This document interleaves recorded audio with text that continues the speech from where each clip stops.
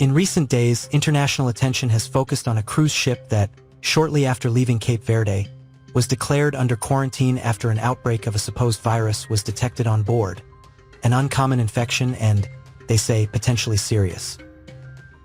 Health authorities have activated emergency protocols while assessing the situation of the passengers and crew and determining the safe destination of the ship. However, the news is quite contradictory and unconfirmed. But the strangest thing is that none of the 147 people on the cruise have used their phones to send information to their families or the press. Everything seems quite confusing. It's getting harder and harder to believe what the press says, especially when they can't agree among themselves. Why does it seem to all of us that we've already lived through this movie? Curiously, the symptoms of this virus are similar to those of the common flu. Everything is very similar to what happened in 2020. That year, the control measures intensified in a brutal way and many of our freedoms were restricted.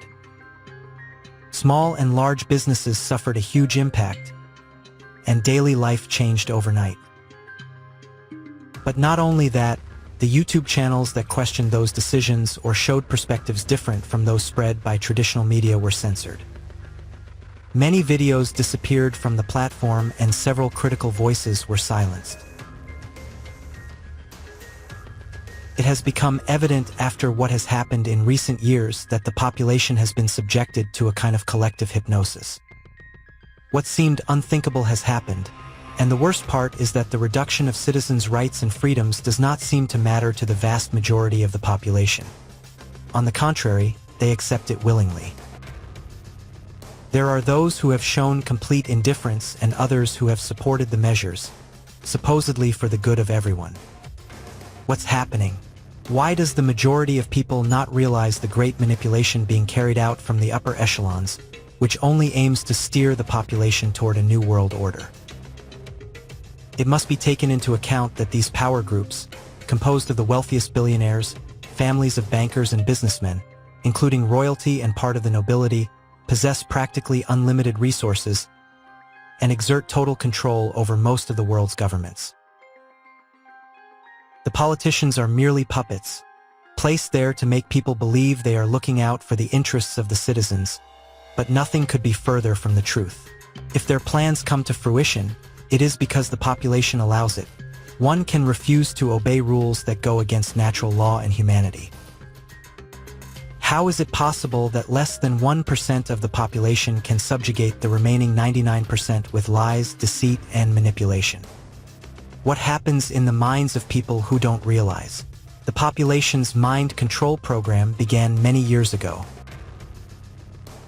In educational institutions, obedience and submission are rewarded, and the development of the left side of the brain, which governs language, linear thinking, and logic, is promoted.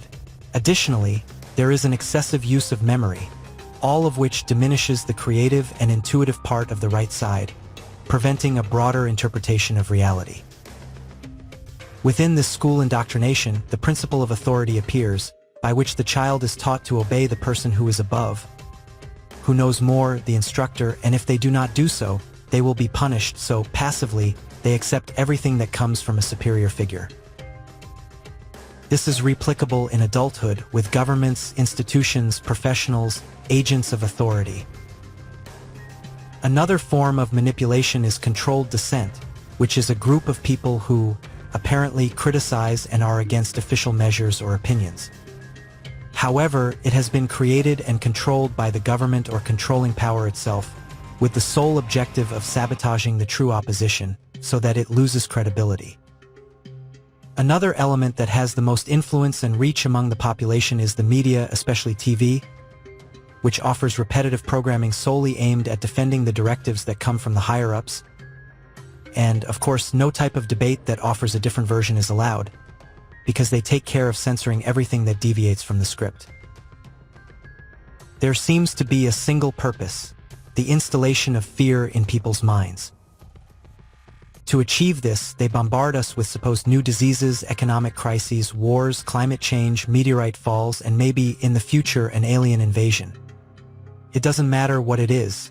The important thing is to make people panic. This way, it's easier to manipulate them and cut their rights without anyone saying anything. When reasoning is nullified, a person becomes manipulable, especially if the message is supported by the judgment of professionals who validate the official argument. In that case, submission and obedience are guaranteed. The censorship of information is also noticeable on this platform. The videos they are interested in promoting are the most recommended, while, on the contrary, the topics they don't like will not be promoted and will have little or no impact. Of course, misinformation is another tool of manipulation that has made people distrust non-official sources. It has been caused by the large amount of fake news that has been spread online, with the sole purpose of confusing and serving as a pretext for high-ranking officials to implement censorship. However, it is the governments and globalist companies themselves that hire firms dedicated to spreading fake news or covering up truths, labeling them as hoaxes. Another important form of manipulation is the use of what is called negative priming, which we see in movies. Cinema can change history or insert into our subconscious what is right or wrong, what is correct or incorrect, what we should believe and what we should not. A simple scene from a movie can go unnoticed at a conscious level. However, at a deeper level, it can become a memory that gets recorded in the limbic or emotional brain, and it will determine our way of acting or thinking in the future under certain circumstances, and the worst part is that we will believe it comes from within us. Together with the negative priming, predictive programming is used, which aims, through repetition, to implant in the subconscious mind those messages chosen to influence the behavior and thinking of the viewers. It is a manipulation that occurs without us realizing it through the innocent act of watching an entertainment movie. However, we must remember that our subconscious does not distinguish between reality and fiction, and everything we see affects us on a non-conscious level. Lastly, and the most dangerous, are electromagnetic frequencies, as it has long been known that they have a brutal impact on our bodies. Messages can even be encapsulated within a frequency to generate an emotion or altered state in people.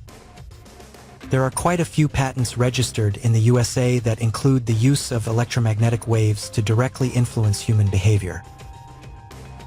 For example, this patent specifies that low-frequency electromagnetic waves can penetrate the skull to the amygdala in order to stimulate it and produce fear in a high percentage of humans and, attention, in some cases respiratory depression. Anyone who has been aware of what has happened in recent years will be able to relate the symptoms caused by the use of electromagnetic waves mentioned in this patent to everything we have experienced. It should also be remembered that TV was conceived as a means of mind control patented in the USA, and currently electromagnetic manipulation of the nervous system through TV is possible, as indicated by patent US 6506148B2. But how can we dodge the manipulation of our mind? The important thing is to be aware at all times of what we think, feel, and do, and above all, to connect with our inner self. This will help us distinguish which thoughts are ours and which are not. Of course, turn off the television and connect to social media and the internet only as necessary. Also, it is important not to collaborate with those measures that favor globalism. Create and maintain contact with groups that share the same concerns, and do not try to convince anyone. The decisions of others must be respected. After all, everyone goes through their own process, and that is very respectable. Without a doubt, little by little, more and more people will awaken from the hypnosis. It's just a matter of time. And most importantly, let's engage in activities that make us feel good, that will raise our vibrational frequency. We can create our own heaven or hell here on earth we choose.